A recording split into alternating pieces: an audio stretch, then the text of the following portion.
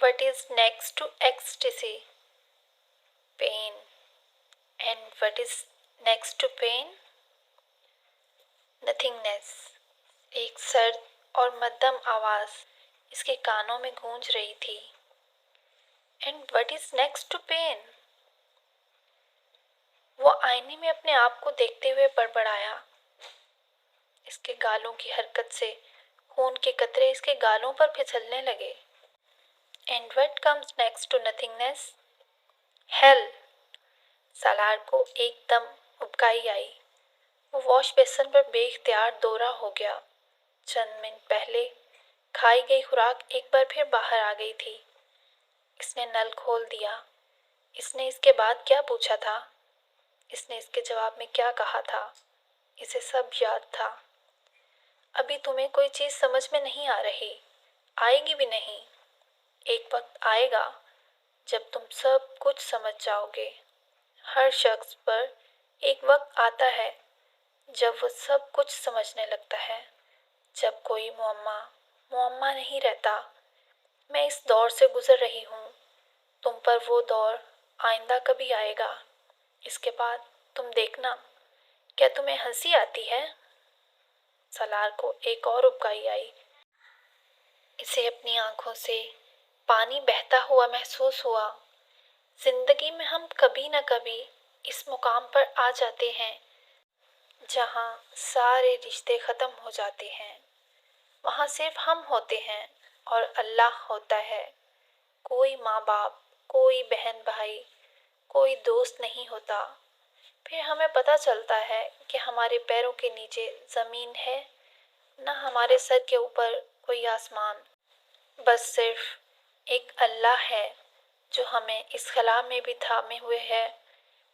फिर पता चलता है हम जमीन पर पड़ी मिट्टी के ढेर में एक जर्रे या दरख्त पर लगे हुए एक पत्ते से ज्यादा की वक़्त नहीं रखते। फिर पता चलता है कि हमारे होने या ना होने से सिर्फ हमें फर्क पड़ता है, सिर्फ हमारा किरदार खत्म हो जाता है। कायनात में कोई तब्दीली नहीं आती, किसी चीज पर कोई असर नहीं पड़ता। सलार को अपने सीने में अजीब सा दर्द महसूस हो रहा था। इसने बहते हुए पानी को मुंह में डाला। इसे एक बार फिर उबकाई आई। इसके बाद हमारी अकल ठिकाने आ जाती है। वो इस आवाज को अपने जहन से झटकने की कोशिश कर रहा था। इसे हैरानी हो रही थी कि वो इसे इस वक्त क्यों याद आई थी। इसने पानी के छींटे अपने चेहरे पर मारने शुरू कर दिए। चेहरे को एक बार फिर पोंछने लगा। आफ्टर शेव की बोतल खोलकर इसने गालों पर मौजूद इन जख्मों पर लगाना शुरू कर दिया जहां अब इसे पहली बार तकलीफ हो रही थी।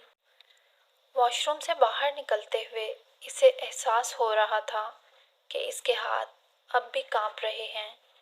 मुझे डॉक्टर के पास चले जाना चाहिए। मुठियां भींचने लगा।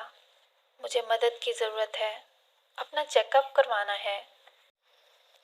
वो नहीं जानता था इसे यकदम वहाँ वहशत क्यों होने लगी थी। इसे अपना सांस वहाँ बंद होता महसूस हो रहा था, यूं जैसे कोई इसकी गर्दन पर पाँव रखे आहिस्ता आहिस्ता दबाव डाल रहा था।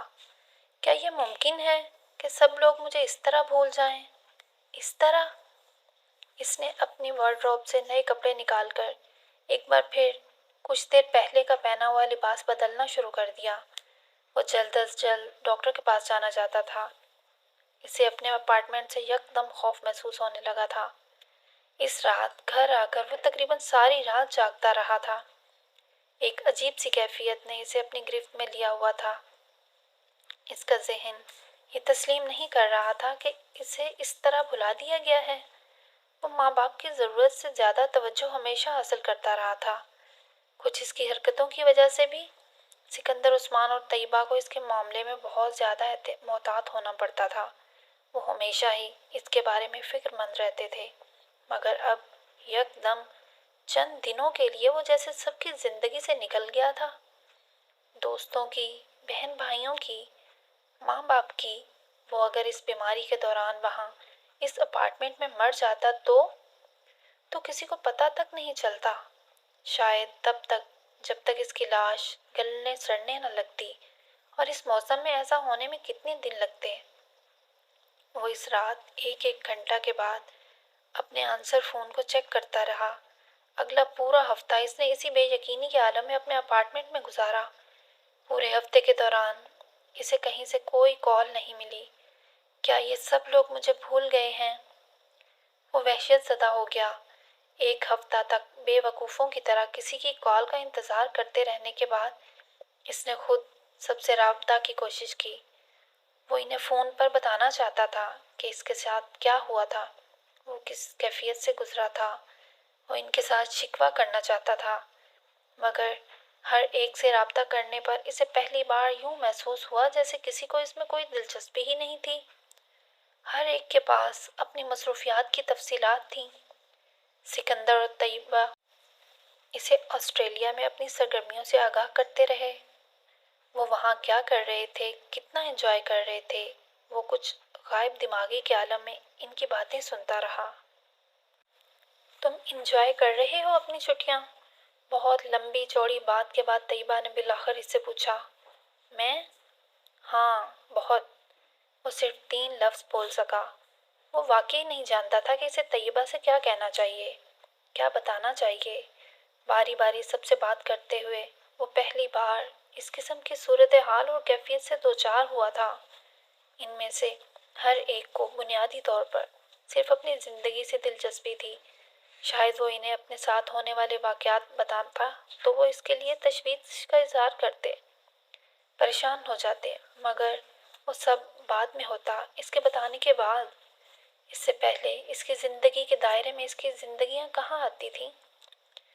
کس کو دلچسپی تھی یہ سننے میں کہ اس کے چند دن کس طرح غائب ہو گئے؟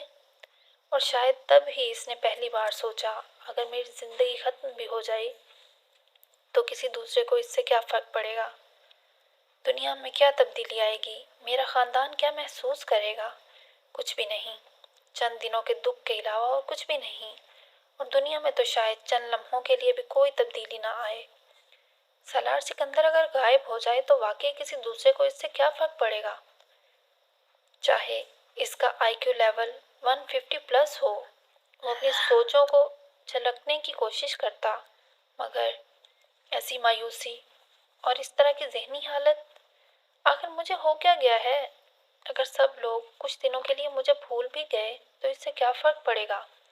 بعض دفعہ ایسا ہو جاتا ہے، میں بھی تو بہت بار بہت سے لوگوں کے ساتھ رابطہ نہیں رکھ پاتا۔